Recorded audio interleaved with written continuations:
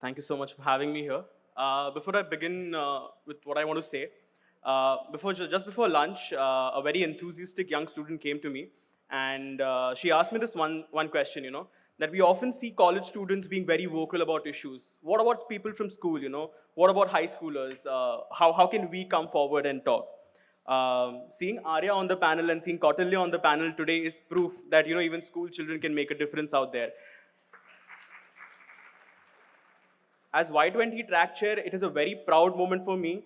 And for all of us, I would say, when we have such young people on the panel, the youth voices are being put in front of the globe, and that is something that Y20 aims to do as well. Coming to what I wish to speak to you about, Antriksh Shanti hai, Paryavaran Shanti hai, Prithvi Shanti hai. Peace be to the universe, peace be to the earth, peace be to our environment. This is what our Vedas teach us. This is the cultural ethos of India. This is what India has been from 5,000 years ago. The reason I speak to this is no matter how much farther we march ahead into the future, and as we move towards creating a sustainable future, that's what we're here to discuss, we must remember where we come from, because often the solutions to most of our problems lies behind us, or what we have left behind or forgotten. Now, sustainability practices normally have four pillars. They revolve around four aspects: a human aspect, a social aspect, an economic aspect, and an environmental aspect. Now, when we take the international organizations and the government into focus, the government has been doing a lot of work on this. When you have human aspect, it basically means how can we meet basic human needs of water, of sanitation. Uh, Obviously, everyone knows that we have the Swachh Bharat Abhiyan, but what can you and I do to ensure that this particular need is met? Is there any way that we can make sure that we use reusable products? We have multiple startups coming out, who have come out with wonderful products when it comes to hygiene products that are reusable.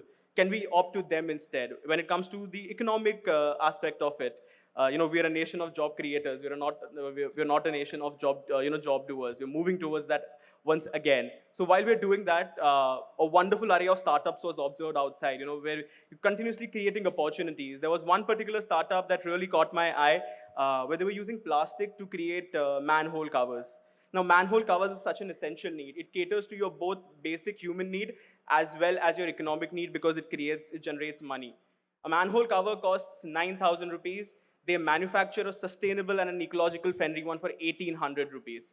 Now, that is something that can create a revolution, especially in the rural areas where sanitation is a need that hasn't been fulfilled to some extent. We need to encourage more and more such startups. We have the National Clean Energy Fund created by the government to ensure and encourage people to switch to clean energy. I'm very happy that, again, being a localite from Baroda, that Vadodara is one such city that has wholeheartedly accepted solar energy.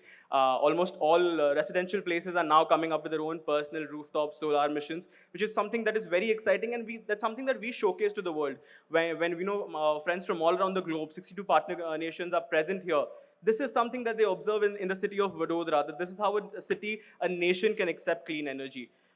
It's a very proud moment for us that we've achieved our goal of 40% non-fossil fuel electricity 9 years ahead of schedule. 9 years ahead of schedule, that's a decade. Where technology is changing in days, we're a decade ahead of schedule. That's how fast we are, and that's what we're teaching out there to the globe. Again, I would rather have more questions. Because it's a Y20 consultation. I want to hear voices from all around the nation, from all around the globe, to see what you have in mind, what ideas you bring to the table. So this is where I end my speech. Thank you so much.